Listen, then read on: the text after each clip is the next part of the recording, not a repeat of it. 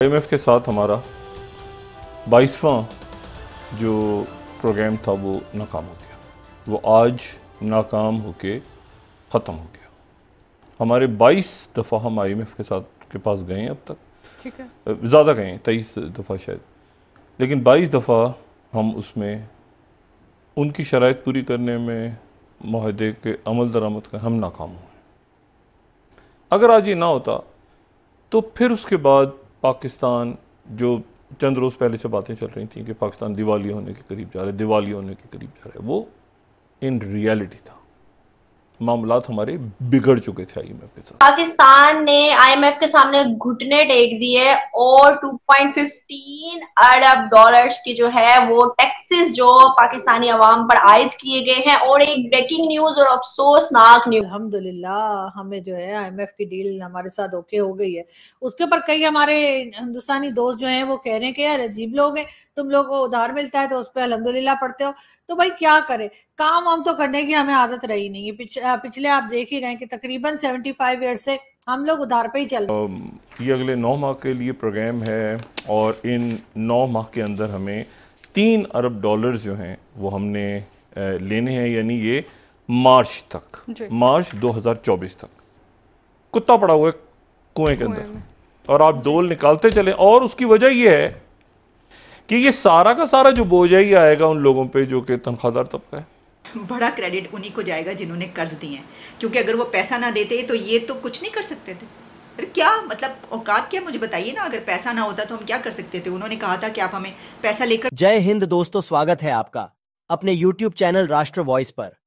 दोस्तों, हमारा पड़ोसी मुल्क पाकिस्तान उस गर्त में पहुंच गया है जहां उसे कर्ज भी मिलता है तो वो ऐसे खुश होते हैं जैसे ये उनकी कमाई हो। पाकिस्तान को IMF से लोन मिल गया है।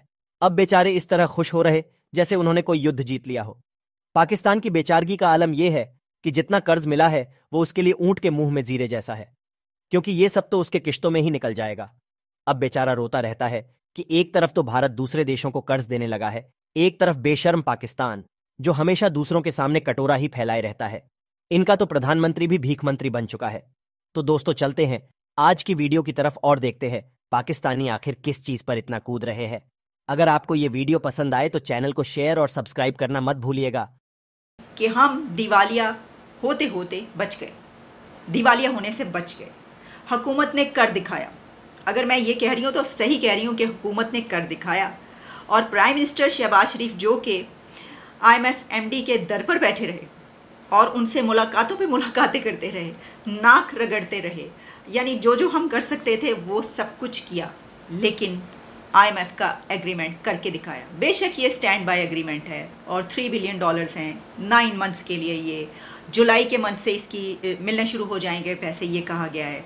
अब मुझे ये समझ में नहीं आ रहा कि मैं इसका क्रेडिट किसको दूँ। देखिए, एक तो मैंने आपको क्रेडिट बता दिया कि मैंने ये कहा कि जिस तरीके से हमने देखा है शहबाज शरीफ साहब को वहाँ पे, उन्होंने खुद भी कहा नाक रगड़ते और उनसे मांगते। बल्कि एक और बात उन्होंने कही और वो उन्होंने ये कहा है कि चेहरा देखते ही वो ये सोचने लगते थे कि फिर आ गया पैसे मांगने के लिए। अब जब एक बंदा जो कि PM है वो खुद ये कह रहा है कि मतलब जब वो जाते थे वहाँ पर किसी हेड ऑफ द स्टेट, जो हमने देखा कि पिछले कुछ दिनों में तो उन्होंने जो भी ऐसी मीटिंग नज़र आई वो भागते हुए चले गए। इसकी वजह कि वहाँ पे उन्हें पता था कि कोई ना कोई मिलेगा, हाथ मिलाते हुए उनसे हम ये भी बात कर लेंगे, सर क्या करें, बस दिवालिया होने के करीब पहुँच चुके हैं, आप बचा सकते हैं माई बाप। तो ऐसा ही हुआ और बचा लिया। क्या बड़ा क्रेडिट उन्हीं को जाएगा जिन्होंने कर्ज दिए हैं, क्योंकि अगर वो पैसा ना देते तो ये तो कुछ नहीं कर सकते थे। अरे क्या मतलब औकात क्या, मुझे बताइए ना। अगर पैसा ना होता तो हम क्या कर सकते थे। उन्होंने कहा था कि आप हमें पैसा लेकर दें, तो पैसा तो इन सब मुल्कों से आया है तो हम इससे बच सकें। देखें, ये जो बात की जा रही है खुशी का मकाम नहीं है। बात तो सही है, खुद भी शहबाज शरीफ साहब ने ये कहा है कि ये खुशी का मकाम नहीं बल्कि ये फ़िक्र का मकाम है। लेकिन जो इसहाक डार साहब ने फरमाया वो मैं आपको बता देती हूँ। उन्होंने कहा है पाकिस्तान डिफ़ॉल्ट होने वाला मुल्क नहीं, कोई हमें तरक्की से नहीं रोक सकता। सर डंके की चोट पे उन्होंने बात की। उन्होंने कहा पाकिस्तान डिफ़ॉल्ट होने वाला मुल्क नहीं है। अब ये हम उस वक्त कह रहे हैं जबकि हम बच गए। अभी कल तक वो ये वाली बात नहीं कर सकते थे। अब उन्होंने कहा अब तो है, स्कोर पॉइंट स्कोरिंग का यही तो मौका है। और इसी का रिजल्ट ये है कि अब हमारे पास जी पैसा ही पैसा होगा और कुछ इस तरह का हाल होगा जैसे ये मदरसे वाले हैं जिनके पास आप देख रहे हैं किस तरह से इनका डोनेशन जमा हुआ है। उसी तरह से जब IMF के पैसे आएंगे तो फिर पाकिस्तान में भी कुछ टाइम के लिए जो है अच्छा वक्त जिसे कहते हैं कि आ जाएगा, लेकिन किन लोगों का वो भी आप जानते हैं, वो हरगिज आम पब्लिक का नहीं होगा। शहबाज शरीफ साहब के लिए जी कल रात से जो है वो हमारे टीवी चैनल धड़ाधड़ लगे हुए हैं कि जी शहबाज शरीफ साहब की वजह से जो है आईएमएफ का लोन या आईएमएफ की जो एग्रीमेंट कब से लगा हुआ था कि जी कब कंप्लीट होगा, वो कंप्लीट हुआ है और सारा क्रेडिट बार बार शहबाज शरीफ साहब को दिया जा रहा है। अरे यार ये कौन सी पिक्चर लगा दी है, ये कौन सी पिक्चर लगा दी शहबाज शरीफ साहब की, सही वाली लगाओ ना, ये वाली नहीं।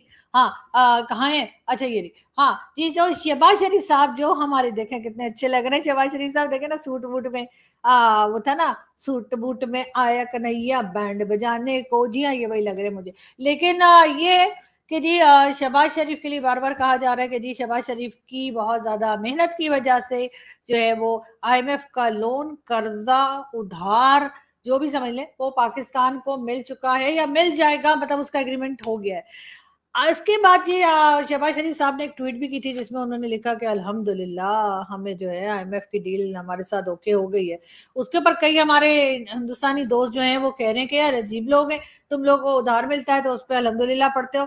तो भाई क्या करें, काम हम तो करने की हमें आदत रही नहीं है। पिछले आप देख ही रहे हैं कि तकरीबन 75 ईयर से हम लोग उधार पे ही चल रहे हैं, और उधार मांगना, कर्जा लेना ये एक बहुत मुश्किल काम है। ये वो लोग हरगिज समझ नहीं सकते जिन्होंने ऐसा काम ना किया हो।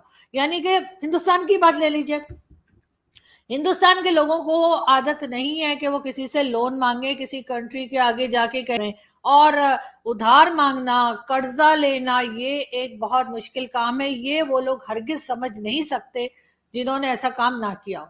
यानी कि हिंदुस्तान की बात ले लीजिए, हिंदुस्तान के लोगों को आदत नहीं है कि वो किसी से लोन मांगे, किसी कंट्री के आगे जाके कहें कि जी हमें कंट्री चलाने के लिए पैसे दे दीजिए वरना हमारी कंट्री डिफॉल्ट हो जाएगी। इस किस्म की आदतें हिंदुस्तानियों को नहीं है। उनकी गवर्नमेंट जो है वो पता नहीं, मुझे समझ नहीं आती कि किस तरह से मुल्क को चलाते हैं कि कभी किसी से लोन नहीं मांगते।